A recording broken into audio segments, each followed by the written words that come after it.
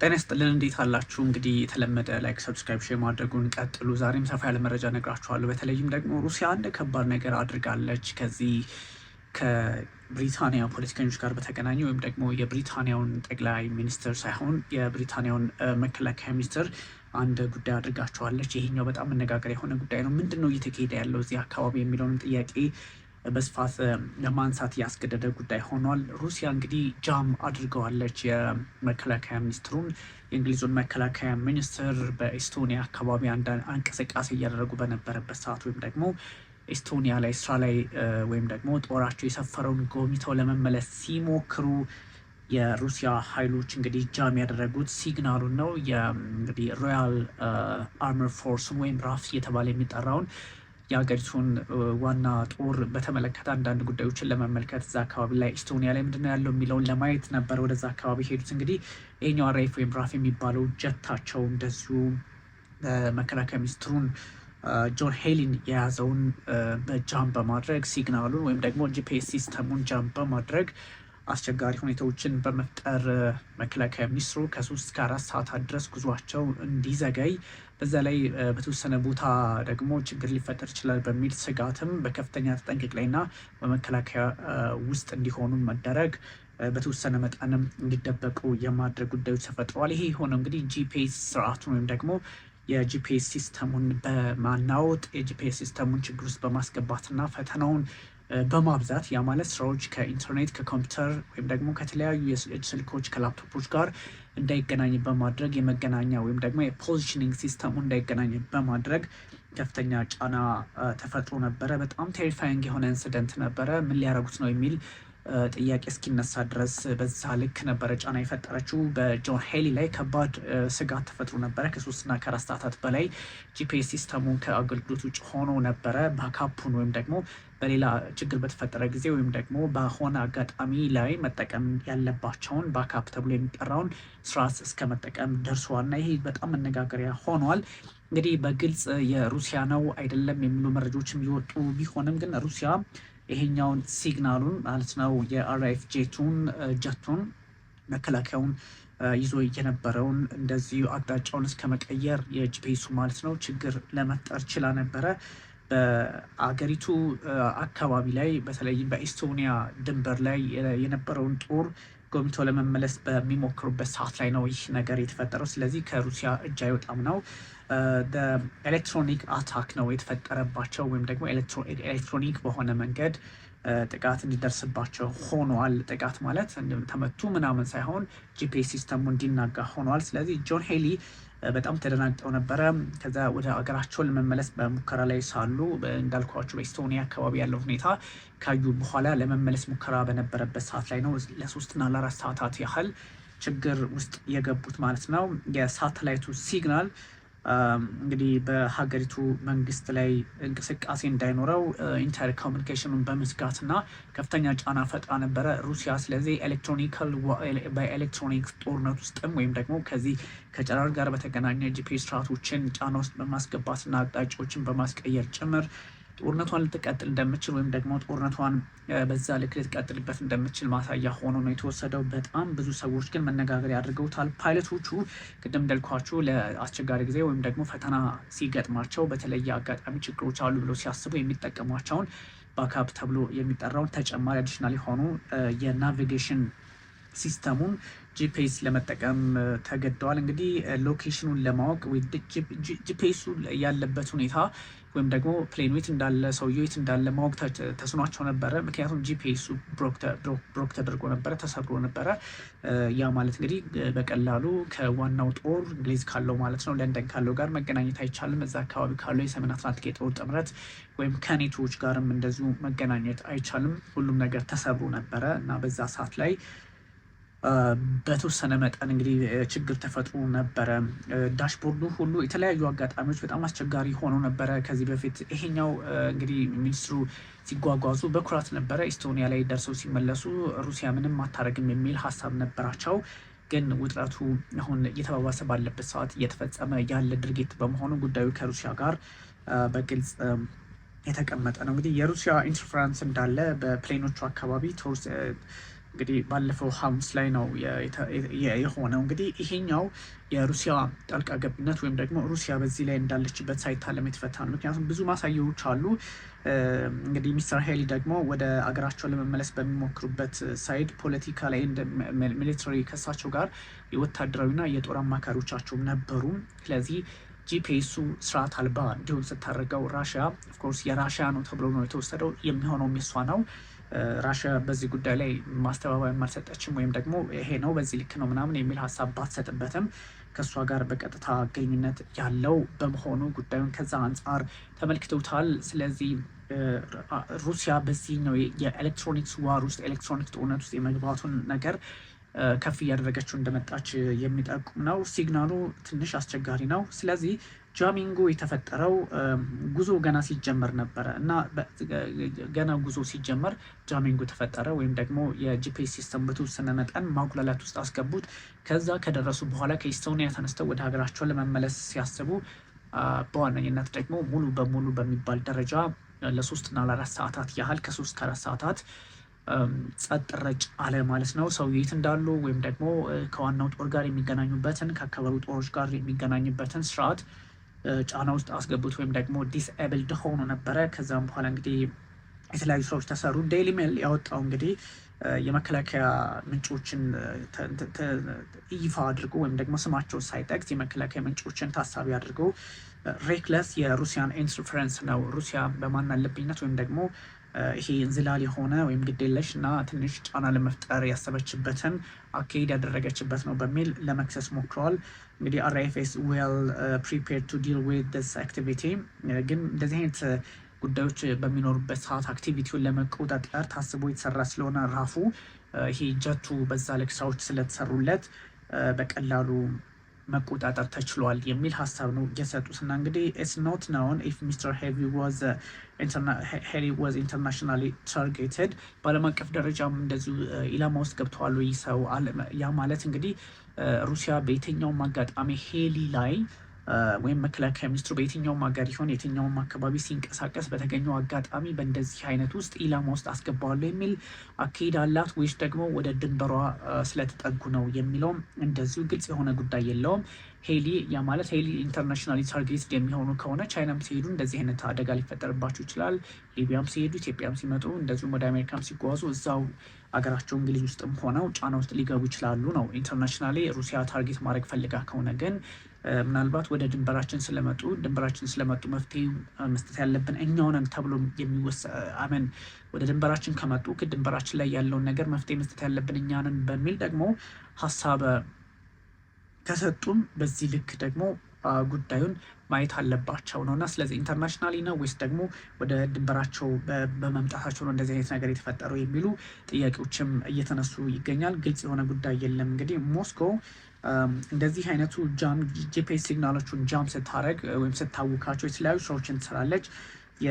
ከዚህ ቀደም በነገራችን ላይ በአሁኑ በሄሊ ላይ ብቻም አይደለ ከዚህ ቀደም የነበሩትም ግራንድ ሻፍት ጋርም በ2024 ላይ ከ2 ዓመት በፊት እንደዚሁ ጂፒኤሱን ጃም አድርገው ነበረ እና ተመሳሳይ እርምጃ በሄሊ ላይ እንደወሰደች ነው የተነገረው። ስለዚህ በጣም ከባድ ነው። የአንድን ሀገር መከላከያ ሚኒስትር አውሮፕላኑ ስርዓቱ እንዳይሰራ ማድረግ ወይም መንቀሳቀስ ይችላል፣ ግን የጂፒኤስ ሲስተሙ እንዲበላሽ ከተደረገ ዲስኤብልድ ከተደረገ አቅጣጫውን ወደሚፈልጉት ቦታ ራሷ ራሽያ ወደምትፈልገው ቦታ የመውሰድ እድሉ ይኖራታል ማለት ነው። ጂፒኤሱ በተሳሳተ ጂፒኤስ ስለሚወስዱት ማለት ነው። ምክንያቱም ከዚህ ቀደም የእስራኤል ጂፒኤስ ሲስተም ስታጠፋ ኢየሩሳሌም ላይ የነበረው የጂፒኤስ ስርዓት የሚያሳየው ካይሮ ላይ ነበረ እና እንደዚህ አይነት ነገሮችንም ለመፍጠር ይጠቅማል ነው። እንግዲህ ኮንፈርሜሽኑ እንግዲህ በጣም በዚህ ጉዳይ ላይ ኮንፈርም ያደረጉ ሰዎች አሉ።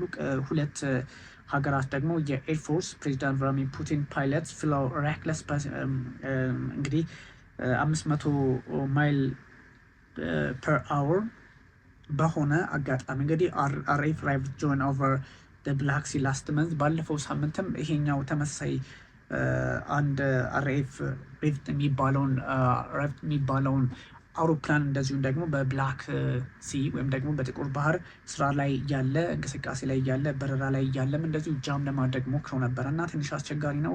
እንደዚህ አይነት እንቅስቃሴዎች ፈታኝ ሊሆኑ እንደሚችሉ እየተነገረ ነው። እንግዲህ ይሄኛው ምናልባትም ህይወት የመቀማት በሁለቱም ወገኖች በኩል ያለውን አደጋ ነው ሊፈጥር የሚችለው። ምክንያቱም ከጂፒኤስ ሲስተም ውጭ ሲሆን አንዱ ወደ ሌላው አቅጣጫ የሚሄድበት እድል የመተረማመስ ነገር ሊፈጠር ይችላል እና ክሬዚ ነው የሚል ሀሳብም ተሰጥቷል። ግን እነ ፕሬዚዳንት ቭላዲሚር ፑቲን በጣም ውስብስብ የሆነ ቴክኖሎጂን በመጠቀም እንደዚህ አይነቶቹን ጫና ለመፍጠር እድሉን እንዳገኙ እየተነገረላቸው ነው። ግን ሁኔታውን በጣም ቀለል አድርገው የሚታይ አይደለም ተብሏል። የብሪቲሽ እንግዲህ አውሮፕላኖች በተለይም ደግሞ በ20 ጫማ ርቀት ላይ በቅርብ ርቀት ላይ ሆነው ከዚህ ቀደምም በተመሳይ የዛሬ 2 ቀን ምናምን እንደዚህ አይነት ጫና ፈጥሮ ነበረ። ይሄኛው ትንሽ የሩሲያን አደገኛ በሆነ መንገድ በሁኔታዎች ላይ እንቅስቃሴዋን የጨመረች የመሄዷን ጉዳይ ሊያሳይ ይችላል። ግን የፖለቲካ አውዱን በጣም በብዙ መንገድ እየታየ ነው። ግን ፕሬዚዳንት ቭላዲሚር ፑቲን ደግሞ ይሄኛውን እንቅስቃሴያቸውን በተወሰነ መጠን መግታት ይጠበቅባቸዋል ተብሎ የታሰበ ነው። እንግዲህ አሁን ወደ እንግዲህ የብሪታንያ ሶልጀሮች ወይም ደግሞ ኤስቶኒያ አካባቢ ላይ ያለው እንቅስቃሴዎችን ከተካዩ በኋላ ይህ ሰው ተመልሰዋል። ስለዚህ ወደ እንግሊዝ ማለት ነው። ጆን ሄሊ ማለት ነው መከላከያ ሚኒስትሩ ሩሲያ በዚህ ጉዳይ ላይ አለችበት ተብሎ ይታሰባል። ምክንያቱም ከዚህ በፊት የነበሩ እንቅስቃሴዎቹን ጂፒኤሱን ዲስኤብልድ በማድረግ አንዳንድ ስራዎችን በመስራት ፈተናዎችን ስታበዛ ነበረ እና ኤስዩ 35 ፋይተር ጀቶች ወይም ተዋጊ ጀቶች በሁኔታዎች ላይ ከዚህ ቀደምም ደግሞ በጆይንት ሰርቬላንስ ኤርክራፍቱ ላይ ስራ ሲሰሩ ነበረ። ኤስዩ 27ቶች እስከ 55 ያሉትም እንደዚህ 57 ያሉትም አንዳንድ እንቅስቃሴዎችን ሲያደርጉ የነበሩበትን ጊዜ ላስታወሰ ትንሽ አስቸጋሪ ጊዜ እንደሆነ ለመገመት አያዳግትም። ይህኛው ጉዳይ መቼ የተፈጠረ የሚለውን ማየትም ያስፈልጋል። ምክንያቱም እኚህ መከላከያ ሚኒስትር ወደ ኢስቶኒያ ሲሄዱ አንድም ኢስቶኒያ ድንበር ላይ ያለውን ጦሩን ለማየትና ለመከታተል ጦሩ ምንድነው ያለው እንቅስቃሴ፣ ጦሩ በየትኛው አቅም ልክ ነው፣ እንቅስቃሴው ምን ይመስላል፣ ምን ደረጃ ላይ ነው ያለው የሚለውን ለመመልከት ነበረ በዋነኝነት ስራቸው ሲሰሩ የነበረው። ግን ኢስቶኒያ ከደረሰ በኋላ ጂፒኤሳቸው የጠፋበት ምክንያትም ሩሲያ አንደኛ እንቅስቃሴዎች በሙሉ እዛ አካባቢ ያለውን የመያዝና የመቆጣጠር እድሉም አቅሙም አላት። ስለዚህ ከዛ አንጻር ጉዳዩን ለማየት እድሉን አግኝታለች እና ብዙ ሁኔታዎች ስምምነት ያላቸው ስምምነት የሌላቸው እየመሰሉ በመጡበት ሰዓት እንደዚህ አይነት ውጥረቶች እንደዚህ አይነት አስቸጋሪ ሁኔታዎች ተፈጥረዋል። ኤስቶኒያ እንግዲህ እንደምታውቁት በኤስቶኒያ አካባቢ ያለው የፖለቲካ ሁኔታ ኔቶና ሩሲያ ወደ ጦርነት ውስጥ ሊገቡ ይችላሉ ተብሎ የሚታሰብበት ነው። ምክንያቱም ካሊኒንግራድ የምትባለው አካባቢ ያለች እቺ ካሊኒንግራድ በ1945 ወይም ደግሞ ሁለተኛ ዓለም ጦርነት ሲጠናቀቅ ሩሲያ ከጀርመን የወሰደቻት ናት። ካሊኒንግራድ ማለት ከሩሲያ ተገንጥላ ብቻዋን ያለች እንክሌቭ ነች። አውትክሌቭ ትባላለች። እሱ ላይ የሰፈረ እሱ ላይ ነው እንግዲህ ጦርነቱ ሊቀሰቀስ ይችላል ተብሎ የሚታሰበው። ስለዚህ ወደዛ የቀረቡት ሀገሮች ደግሞ ባልቲኮች ናቸው። ባልቲኮች ደግሞ ሁሉም የአውሮፓ ህብረት አባል ናቸው። ሁሉም ደግሞ የኔቶ አባል ናቸው። ስለዚህ ባልቲኮች እነማን ናቸው ብለን ስንወስድ አንደኛ እንግዲህ ጂፒኤስ ሲስተማቸው ጃም የተደረገባቸው የእንግሊዙ መከላከያ ሚኒስትር የጎበኟት ሀገር ኤስቶኒያ አንድ፣ ከዛ ሊቱዌኒያ፣ ከዛ ላቲቪያ የመሳሰሉ ሀገሮች ናቸው እና እነዚህ ሀገራት ደግሞ በዛ አካባቢ ሲንቀሳቀሱ የሚፈጠረው ነገር ምንድን ነው፣ ከሩሲያ ፖለቲከኞች ጋር በምን አይነት ሁኔታ ሰጣ ገባቸውን ሊቋጩት ይችላሉ የሚለውን በተለየ መንገድ ለማየትም ተሞክሮ ነበረ። ስለዚህ እነዚህ 3 ሀገሮች ሊቱዌኒያ፣ ላቲቪያ እና ኤስቶኒያ የተባሉት እነዚህ ባልቲኮቹ በስዋሊኪ ጋፕ በተባለችው ቦታ ላይ ይቺ ማለት ካሊኒንግራድ ሳይደርስ ያለች ቦታ ነች።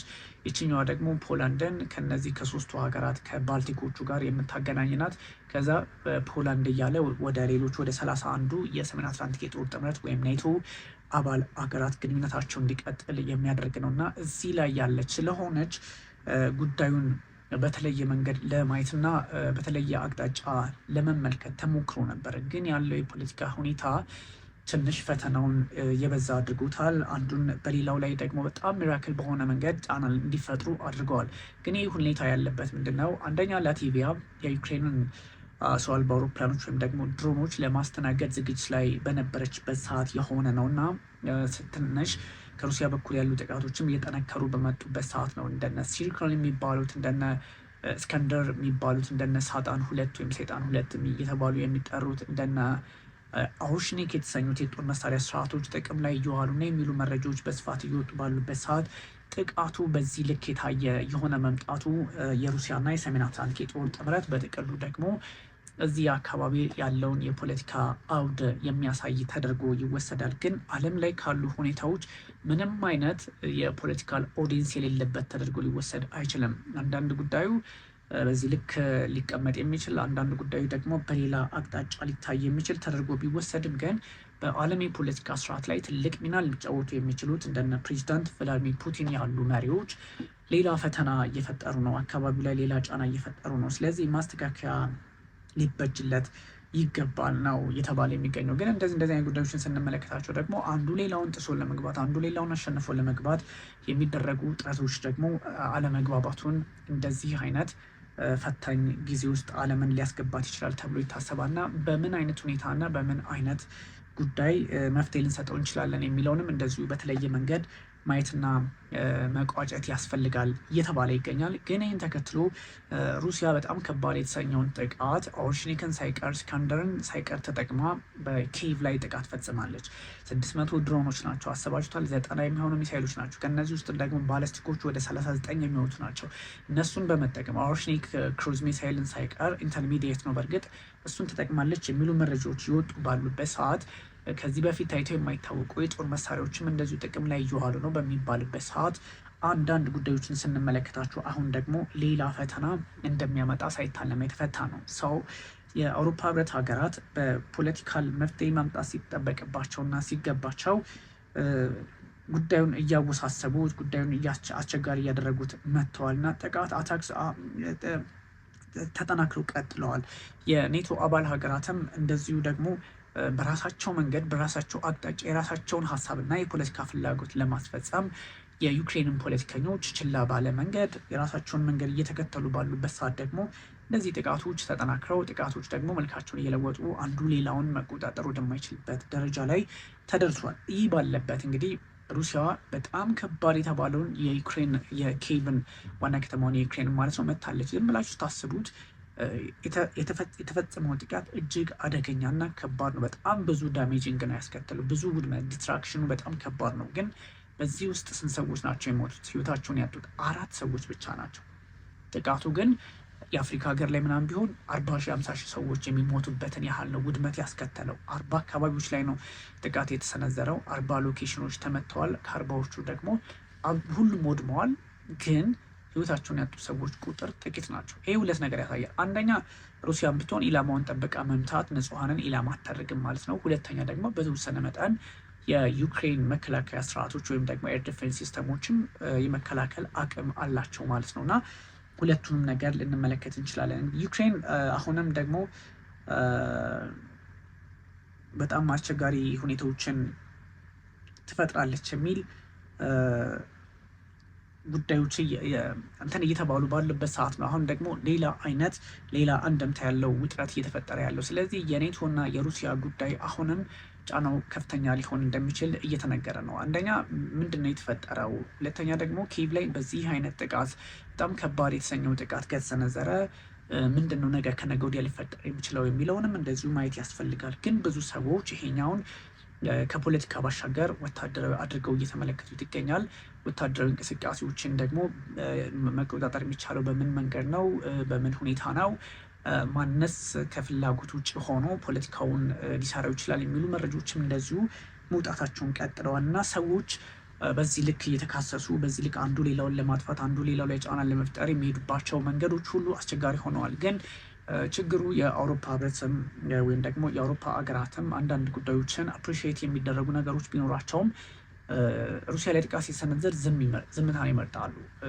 ሩሲያ ደግሞ ጥቃት ሲሰነዘር ይቃወማሉ። ስለዚህ እነ ፑቲን እኛ ሁሉም ሰው ይቃወመናል፣ ሰው ምርጫችን ያገኘነውን ሁሉ መምታት ነው ወደሚል ድምዳሜ እስከ መድረስ ደርሰዋል እና ይሄ አፍተርኦል ጫና የሚፈጥረው አፍተርኦል ከባድ አስቸጋሪ ሁኔታዎችን ሊፈጥር የሚችለው በራሳቸው በአሜሪካ ፖለቲከኞች በራሽያ ፖለቲከኞች ብቻ ሳይሆን ዓለም ላይ ባለው በኮሌጆች ላይ እንደዚሁ ጥቃት በመሰንዘሩም ጭምር የሆነ በመምጣቱ የራሳቸው የብሪታንያ ፖለቲካም ይፈተናል። ኢስር እየተባሉ የሚጠሩት እንደነ ብሪታንያ፣ ፈረንሳይና ጀርመን ያሉ ሀገራትም ኦብቪየስሊ ጠንካራ ብርቱ ትልቅ ዲፕሎማሲ ያላቸው ሀገራት ናቸው። ግን ደግሞ በዚህ ልክ ሰጣ ገባ ውስጥ መግባታቸው አስቸጋሪ ሁኔታዎች እንዲፈጠሩባቸው ያደርጋል የሚሉ መረጃዎች አሁንም መውጣታቸውን ቀጥለዋል። ስለዚህ አንዱን በሌላው የመተካት አካሄዶች አንዱን ከሌላው የፖለቲካ መነጽር ከሌላው የፖለቲካ ግንዛቤ አንጻር ማየትን ብቻ ሳይሆን ሁኔታዎች ምንድናቸው የተፈጠሩበት የሚለውን ራፍ በዚህ ልክ ጃም ሲደረግ ጥቃት ሲደርስበት ወይም ፖለቲካሊ በሚመስል መንገድ ችግሮች ሲደርሱበት ምንድነው የተፈጠረው፣ ማንስ ከጎናቸው ቢቆም ነው የሚሉ መረጃዎችም እንደዚሁ በስፋት ሊወጡ ይገባል። በዛ ልክ ማስተካከያዎቹ አምረው ሊወጡ ሊስተካከሉ ይገባል ነው። እንደዛ የማይሆን ከሆነ የተናጠል ዲፕሎማሲ፣ የተናጠል ፈተናዎች፣ የተናጠል ችግሮች ሊፈጠሩ ይችላሉ። ስለዚህ እነዚህ ጉዳዮች ሁሉ መፍትሄ ያስፈልገዋል ተብሎ የሚወሰዱ አንዳንድ ሀሳቦችን በግልጽ ማስቀመጥም ያስፈልጋል። ስለዚህ በሁለቱ ኃይሎች መካከል ያለው ውጥረት መልኩን ቀይሯል የሚለውን እንደው በስፋት ለማንሳት ነው በቪዲዮ የመጣሁት። ውድ ተመልካቾቻችን ቴንክ ዩ ቨሪ ማች